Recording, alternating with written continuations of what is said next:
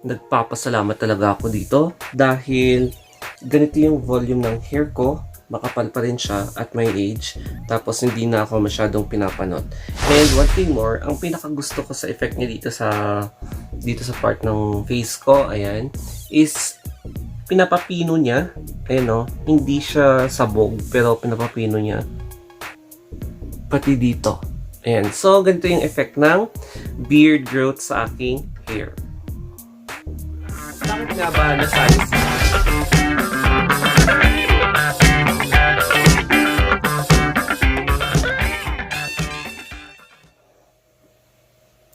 Gusto niyo din bang kumapal ang hair nyo? Ayan o, kumapal ang hair nyo, ang bigote nyo, gamit ang beard growth. Ayan, so since makapal yung hair ko dahil dito, I'm very thankful na nahanap ko itong product na ito because medyo mabilis siyang mag-effect. Ayan, mag-effect, tapos ang pinakagusto ko sa lahat, yung pino siya. May mga hairs talaga na tumutubo, na baby hairs, until eventually, nagiging same siya sa talagang hair strands, yung normal hair strands. Ganyan. Kaya, I'm going to show you how to properly or correctly apply beard growth para sa mas makapal na hair, tsaka para tumubo yung inyong balbas sa mga gusto magpakapal ng balbas or bigote, and sa mga body hairs nyo. Ang tanong, magkano nga ba ang isang bote ng beard growth na hair grower or body hair grower? Ang pagkabili ko dito is 200 pesos. So, buy one take one po siya. Yan o, may laman pa itong isa. So, ito yung binuksan ko kasi ito yung ginagamit ko ngayon. Buy one take one, 200 pesos. So, 100 pesos per bottle. Yun na lang yung ilalagay ko na average price because meron yung iba mas mahal, 150 per bottle. Yung iba naman, merong as low as 80. Ayan, pero 100 pesos na lang para yan na lang yung baseline na price. And yes, effective siya sa murang halaga and mauubos mo siya in siguro 1 to 2 months, especially kapag dalawa yung kinuha mo, mas matagal siya. Ayan. And I'm going to show you yung talagang description niya. Iko-close up ko na lang by flipping this camera. Ito na siya. For men, iTunes Beauty Beard Growth. Pure natural nutrients, repair and activation. Yan. It accelerates hair regeneration. Tapos, ayan, Desart Trading LLC Dubai manufacturer. Pag mga Middle Eastern companies na nagbebenta ng ganito na hair, expect na mas kakaiba yung effect niya sa katawan natin, especially kapag ibang brands. So, ito, meron din siyang ibang version. So, in English, sa English na lang tayo kasi hindi tayo makaintindi ng ibang language. So, yung description nito is enriched with multiple natural nourishing ingredients that infiltrate into the hair follicle roots, repair and activate the dormant hair follicles, increase nutrient absorption, ayan, and accelerate hair growth.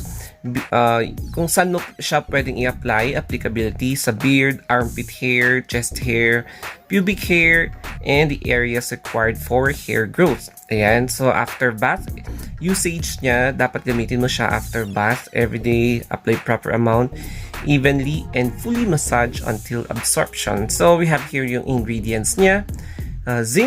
Zingiber I'm not hindi ko na siya maintindihan kung hindi ko na siya alam basahin. Ayan, root oil, Juniperus virginia oil, Rosmarinus officinalis leaf oil, vitamin E, citrus paradisi seed oil. So meron siyang vitamin E kaya safe siya for the skin kapag gagamitin mo.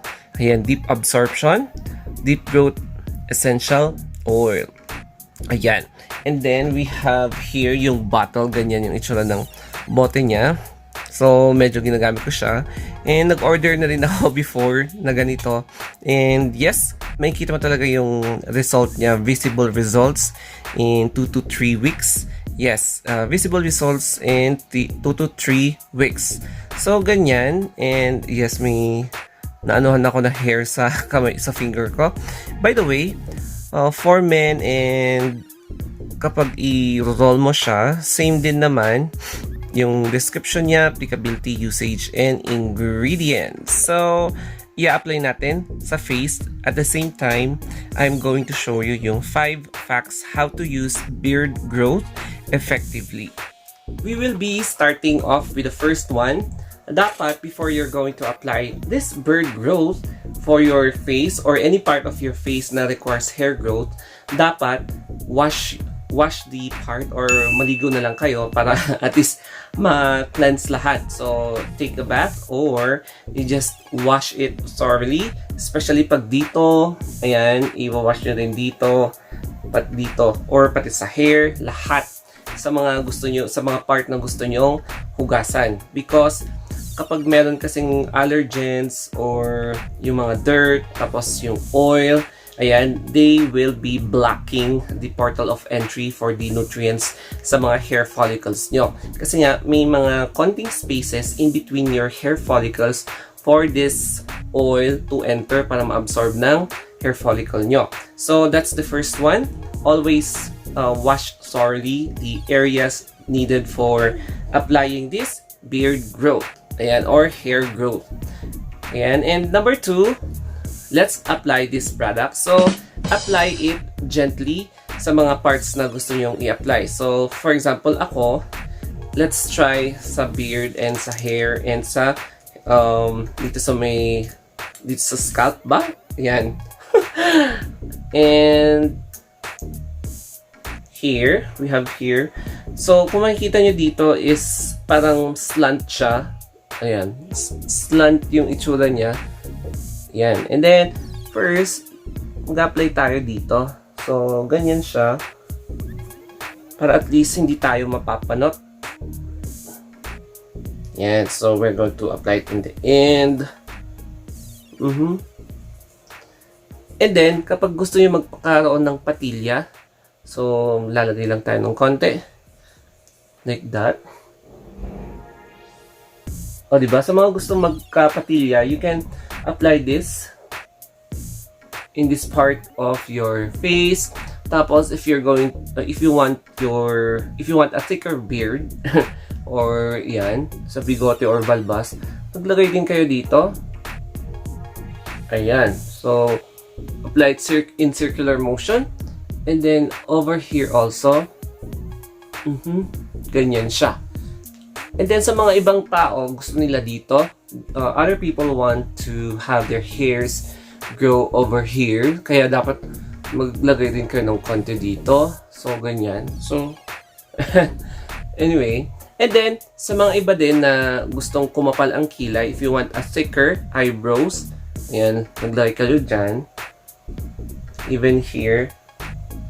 And then, yung iba, they want a thicker eyelash. So, ayan, pwede rin naman maglagay ka ng dito para for a thicker eyelash.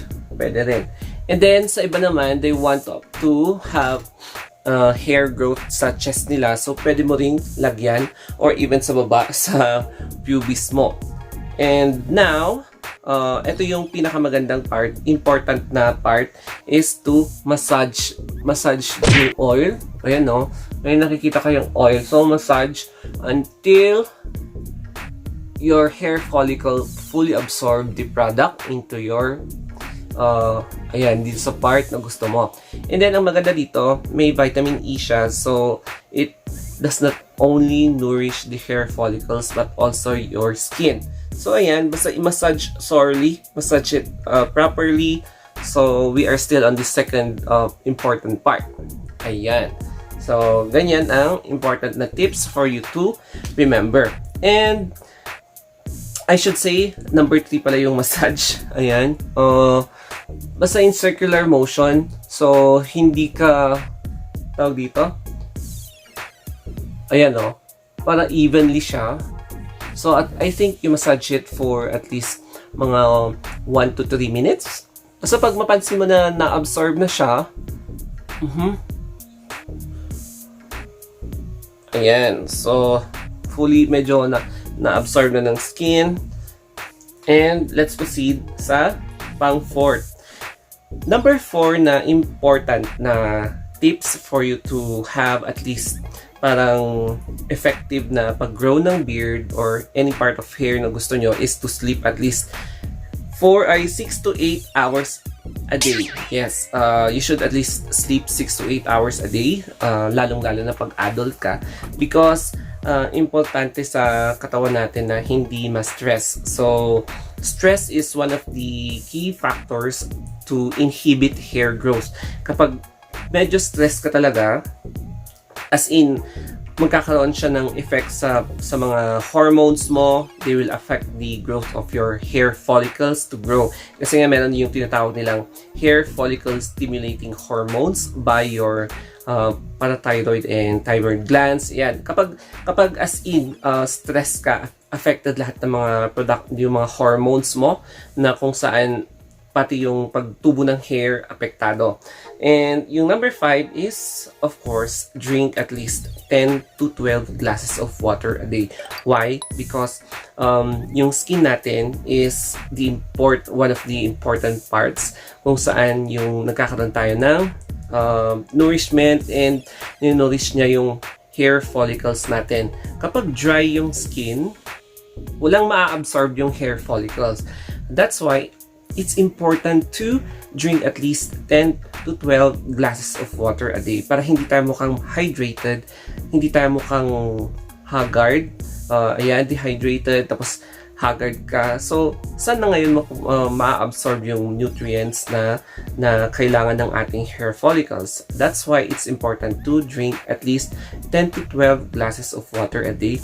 And yung pag-drink po talaga ng water is fina-flush din niya yung mga dirt na nasa bloodstream natin for our skin and other parts of other organs in our body to continue their perfusion or function efficiently.